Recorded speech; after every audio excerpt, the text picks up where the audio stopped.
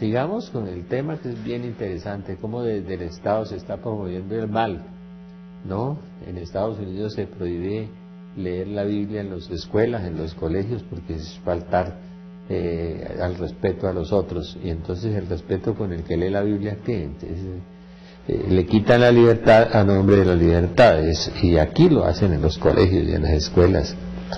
Aquí llegamos ya al abuso sexual de los niños, ya repartimos los condones para los niños de 12 y 13 años. Crecerá la iniquidad en toda la tierra, y Jesús dijo, Lucas 18, ¿habrá fe acaso cuando vuelva el Hijo del Hombre? ¿Habrá fe acaso? Bueno, sigamos a ver. Mira, en el 2009 este presidente americano, Barack Obama, declaró por segundo año consecutivo, ¿cómo es de malo, junio, Obama, ¿no?, el mes de orgullo lésbico, gay, bisexual y transexual. Y ese, en una declaración afirma que su gobierno abiertamente que en muchos niveles de su gobierno están trabajando esta clase de personas. No es que se le niegue el trabajo a estas personas, sino él se siente orgulloso de tener personas de esta tendencia, ¿no? Entonces la parte de la moral cristiana, judeo-cristiana que imperó en los Estados Unidos de América tiene una tendencia a desaparecer. Por eso se promueve mucho esta clase de tendencia, podríamos hablar ahí, ¿no? Los matrimonios, cerca de mitad de los matrimonios en todo el mundo terminan en divorcio, ¿no? Nadie aguanta el matrimonio, hay el sufrimiento, el dolor. Por la ausencia de Dios, ¿no? Totalmente. Ya me cansé con la viejita, ya tiene 3 arrugas, entonces me voy. Otro dato que les doy. Cuando yo tenía 18 años, terminé bachillerato en Bucaramanga. Bucaramanga tenía 250.000 habitantes aproximadamente. No había ni un matrimonio separado, ni uno. La palabra divorcio no se conocía, no se hablaba, eso estaba en los libros de derecho, no más. Bueno, de modo que no me digan que eso siempre ha sucedido, que esa epidemia, que eso es genético, mentiras. No hay epidemias genéticas ni desarrollos genéticos de ese estilo, eso es una farsa, eso es diabólico. Y eso es el desatar los instintos del hombre. El hombre se degenera, lo que sucedió en Suecia, donde empezaron estas epidemias en Suecia. Cuando se cansaron de las mujeres, se pasaron al mismo sexo. En Suecia sucedió eso. Es la saturación erótica. Bueno, sigamos a ver. Volviendo al tema de los divorcios, ¿qué generan los niños?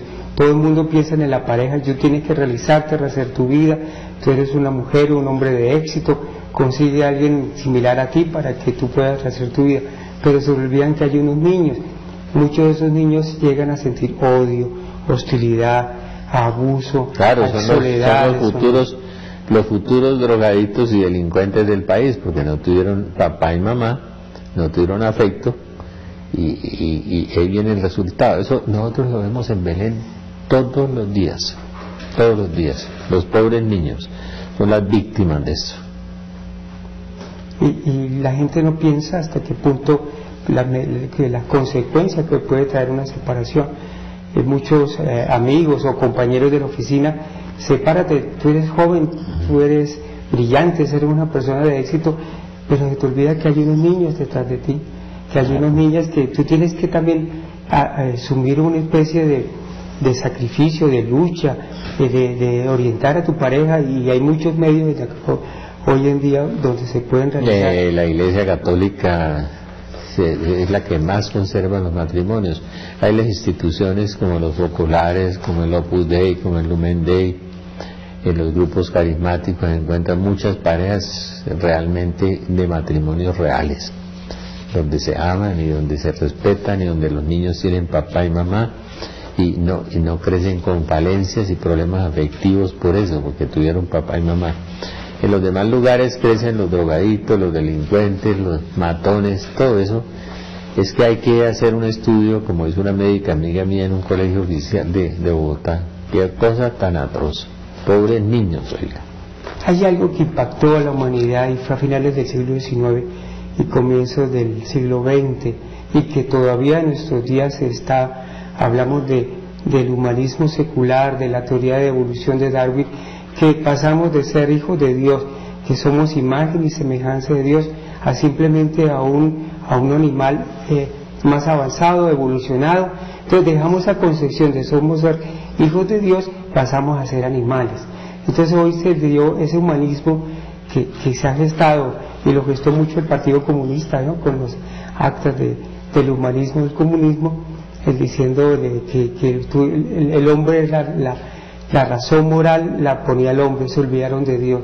O sea, Dios lo echaron, lo expulsaron a Dios, y empieza el hombre a ser la razón de todo. Entonces vamos a hablar de derechos humanos, vamos a hablar, pero nunca se habla, Rafa, de derechos de Dios. O sea, Dios lo sacamos de nuestra... La Revolución Francesa, ¿no? Libertad, igualdad, fraternidad, sin Dios. Libertad, igualdad, fraternidad, sin Dios. Y ahí nació el neoliberalismo que ha destruido al hombre a través de la codicia y del egoísmo, por la lucha económica. En estos días me tocó un caso tan triste, una nuera que le quitaba la pensioncita a una señora de 80 años y el hijo se robó la cuenta y le quitó el resultado de una casita que había vendido, el dinero, y estaban dejando morir de hambre a la mamá con 600.000 pesos. Y el dinero, cómo es de corrosivo, de perverso, el estiércol de Satanás, decía Papini, que tiene esta sociedad destruida, dejando morir de hambre a su mamá, ¿no? Y la nuera robándose la pensión, hasta que una amiga mía dijo, no, yo me voy a ir a vivir allá y que esa pobre señora muera en paz y coma. Esa es la sociedad actual, del reflejo de la codicia, de la concupiscencia del lucro, de la ausencia de Dios. Bien, sin Dios ni rey ni ley. Sigamos a ver. Mira, hay algo interesante, que hacia dónde tenemos que volver, lamentablemente, como decía Salomón, cuando los gobiernos son corruptos, el pueblo gime, decía Salomón, ¿verdad? Pero hoy en día, ¿a qué tenemos que volver? A hablar de los mandamientos. Ya nadie habla de los mandamientos. Supuestamente eso está revaluado, es algo de 2.000, 3.000 años atrás. Entonces tendremos que volver a la unicidad de Dios, la oración de Dios, el honrar a Dios, la bendición de Dios. Si nosotros hacemos todo ese acercamiento al Señor, podemos tener una protección de la familia. Honra a tu padre y tu madre, nos decía en Éxodo, para que tus días se alarguen en la tierra de Yahvé, que tu Dios te da. Hoy en día se habla poco de honrar a padre y madre. Y Eclesiásticos 3, si tú honras a tu padre recibirás bendición, y si no, pues la lleva, pues ahí va a tener muchos problemas por no honrar a su padre. Y hoy, pues, lo que el Papa pidió en Europa, ¿no?, que respeten a los ancianos, que guardan la tradición y guardan las buenas costumbres. Si en Estados Unidos se sientan muchos ancianos, lo guardan en lugares geriátricos o los dejan de ellos. Muchos mueren en sus casas, solos, abandonados. Aquí los botan en los hospitales y dan falsos datos de la familia y de la dirección y del teléfono y nadie los recoge en los hospitales. La humanidad llegó a la depravación, al degeneramiento, ¿no?, a la deshumanización, y hablan de derechos humanos, pero no hablan de los derechos de Dios, y no hablan de los derechos de los demás, de los ancianos, del niño que está en el vientre de la madre. De esos derechos no hablan. Lo trituran en el vientre de la madre, lo asesinan, y después de esos derechos no tienen, pobre niño, que seguramente aquella señora que iba a tener, que se fue a confesar con el Padre Pío, y le dijo, usted no me ha confesado algo, como el Padre Pío veía por dentro, ese don de discernimiento, de conocimiento interior, y usted no me ha confesado algo. Y ella, no, y le volvió a decir, ¿y usted no me ha confesado algo? Y dijo, ¿qué fue, padre? Dijo, un aborto. Y le dijo, y su hijo iba a ser papa, no papá, papa. Wow. Y usted lo mató, ¿no? ¿Cuántos científicos han matado usted? Abogados, médicos, gente importante, útiles para el mundo. Aquel que hubiera descubierto la medicina para el SIDA, lo mataron. Eso dijo la Virgen por ahí. Si Dios no existiera, la Virgen no se hubiera aparecido en 100.000 oportunidades en 400 lugares, con fotografías. Si Dios no existiera, ¿qué hacemos los católicos? Como dice San Pablo, si Jesucristo no resucitó, vana es nuestra fe. Comamos, bebamos, pateémonos y matémonos. Si Dios no existe, pero Dios resucitó, Jesucristo resucitó. Si no, no hubiéramos tenido una Madre Teresa o un Francisco de Asís o los 150 mártires de Vietnam de esta semana, porque Dios existe, y no tendríamos los milagros eucarísticos, ¿no?, de las hostias que se convierten en un filamento del miocardio, y no teníamos los grupos de oración donde crecen las piernas, donde se sana la leucemia, si Dios no existiera. Pero tenemos eso, y esas cosas no suceden en los grupos de metafísica, ni en los grupos ateos, ni en los grupos políticos, ni en los grupos comunistas, no, solo en los grupos cristianos, especialmente entre los cristianos católicos. Sigamos a ver. Y hay que recordarle a nuestros teleamigos que somos gestores morales, que algún día tendremos que rendir cuenta a Dios de nuestros actos.